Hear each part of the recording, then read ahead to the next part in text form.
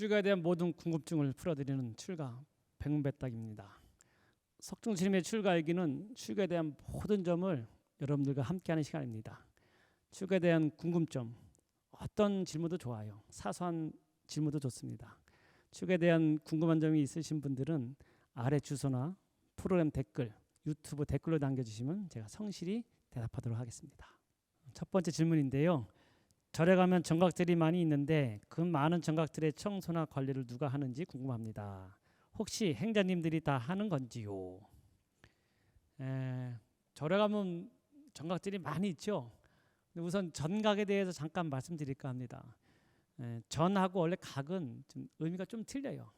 그래서 전이라고 하는 것은 절에 있는 전은 부처님 또는 보살님들을 모신 곳을 전이라고 합니다.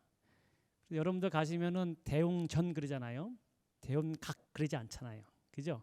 대웅전 했을 때 대웅전은 부처님을 모신 곳이기 때문에 대웅전 그럽니다. 그 다음에 뭐 간음전 하잖아요. 간세보살님을 모신 곳. 그러니까 부처님이나 보살님을 모신 것을 전이란 말을 많이 씁니다. 그 다음에 뭐 지장전도 많이 쓰고요.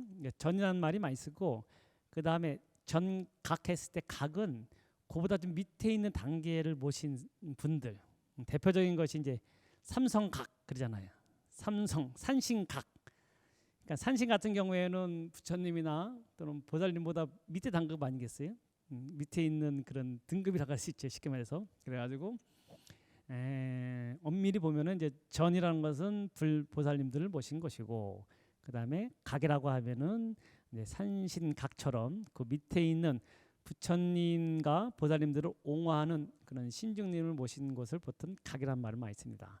근데 이게 말이 돼가지고 나중에 이 전하, 그 다음에 각하란 말도 많이 쓰잖아요.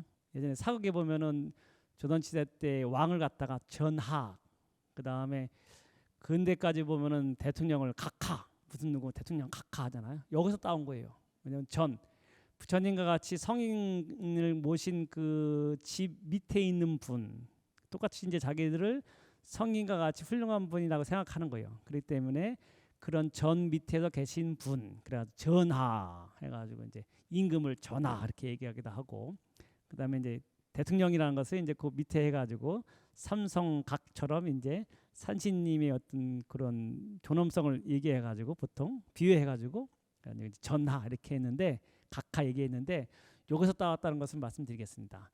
그 절에는 가면은 이제 수많은 정각들이 있는데 이 청소는 누가 하냐면은 행자님들이 예전에 다 했죠. 예전에는 행자님들이 많아가지고 빠글빠글해가지고 정각마다 다 이렇게 소임을 줘가지고 어느 행자는 가가지고 그 정각을 맡기면은 대형전이면 대형전, 그 다음에 관음전, 지장전 다 이렇게 소임을 따로 보는 그런 행자님들이 있었어요. 근데 요즘에는 아시겠지만 행자 자체가 없어요. 그래서 청소를 원래대로 하면은 행자님이나 또는 예전에 행자들이 많았기 때문에 그 행자님들이 당연히 이제 강원이든지 승가대학에 진학하기 때문에 또 그 위에 가면은 이제 치문반, 사집반 스님들이 나눠서 또 하기도 합니다. 그래서 어떨 경우에는 이제 행자님들이 하는 경우도 있고 아니면 이제 스님들이 하는 경우도 있었는데, 요즘에는 행자님이 없는 경우도 많고 오더라도 행자님이 그걸 할 수 있는 여건이 안 돼가지고 주로 요즘에는 이제 전각을 갖다가 기도하는 스님들이 많이 있습니다. 그래서 큰 절에 가도 그렇고 작은 절도 마찬가지고 그 정각을 맡은 스님이 이제 시간 나는 대로 하는 경우도 많고, 또 그렇게 아닌 경우에는 이제 그 대형전이든지 보면은 보살님들이 있어요. 큰 절에 가면은 화주보살이라고 합니다. 그래서 대형전 조계사 같은 경우에도 가면은 뭐 큰 경우에는 양쪽에 있어요.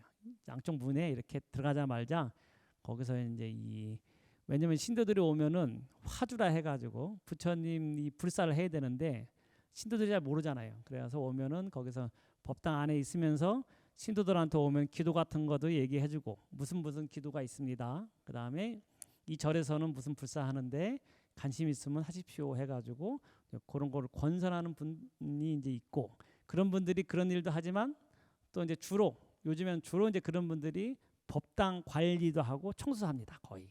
그래가지고 그 늘 해야 돼요. 법당은.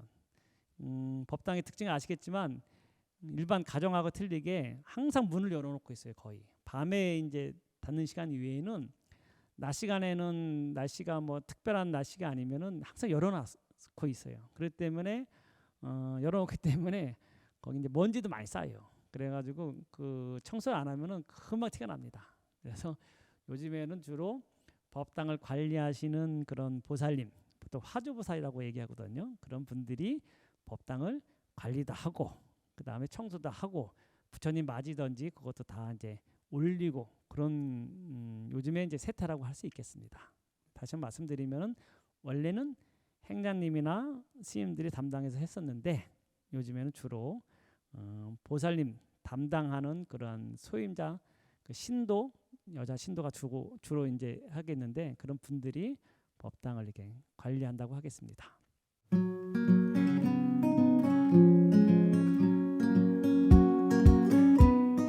매일같이 하죠. 보통 법당 청소는 매일같이 해야 됩니다. 안 하면은 금방 티나요.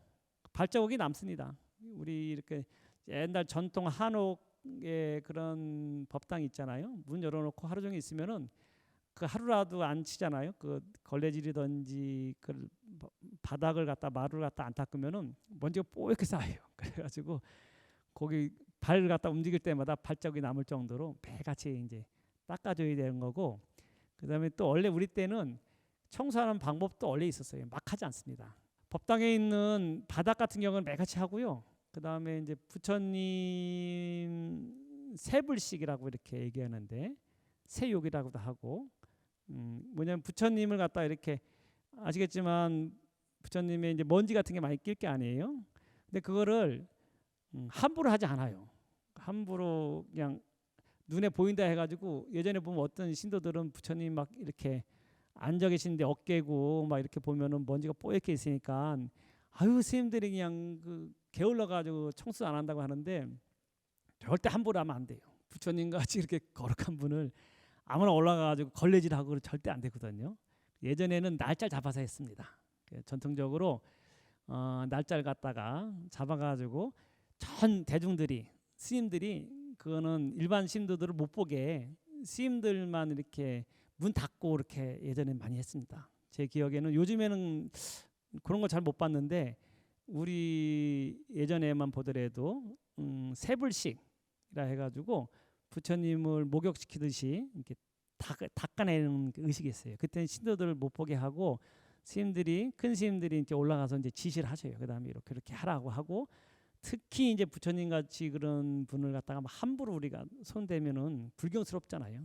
아무리 저거 하더라도 우리가 막 하겠습니까? 그래서 최대한 이제 부드러운 이렇게 털이 같은 거 있잖아요.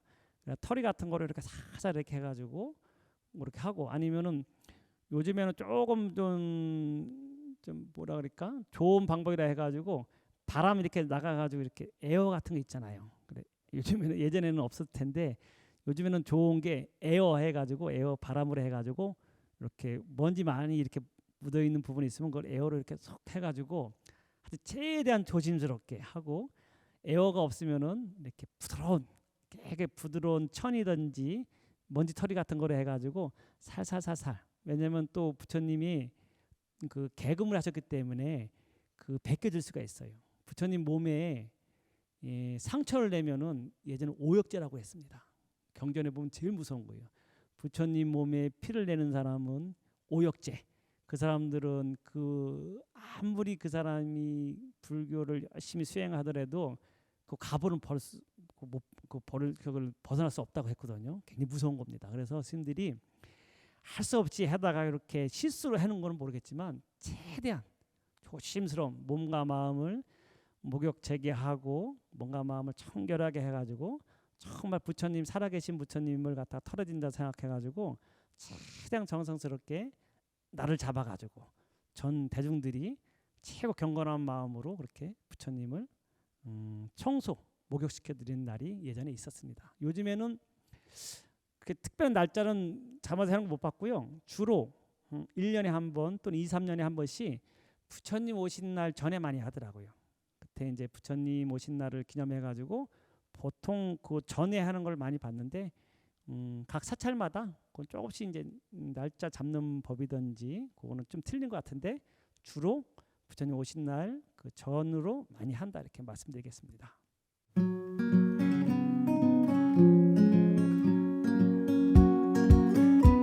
사찰에서 봉사하면 좋죠.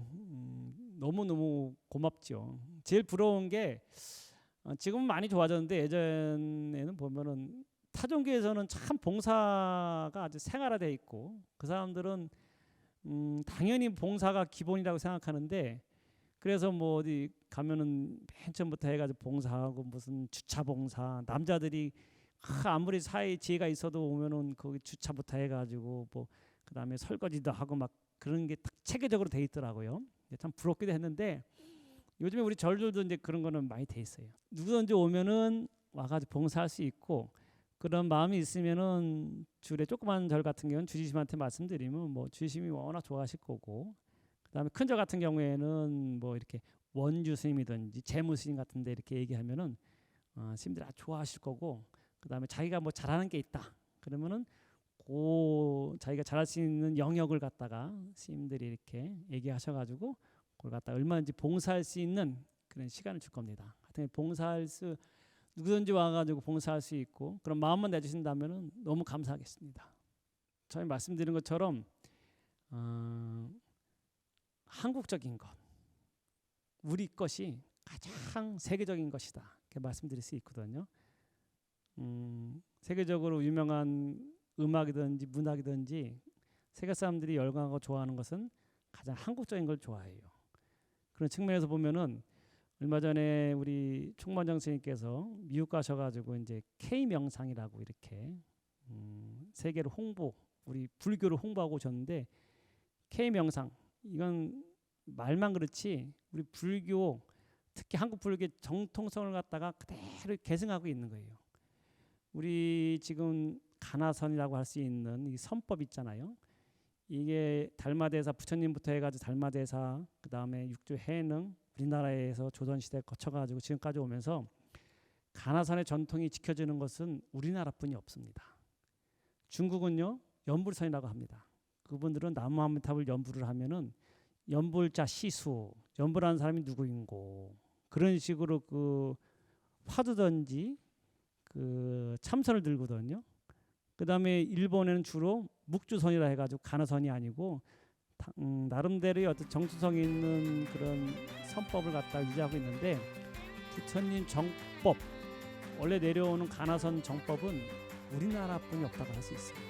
그것을 K 명상이란 말로서 표현하는 건데 그렇다면은 전 세계적으로 우리 한국 불교를 자랑할 수 있는 것은 K 명상이라고 봅니다.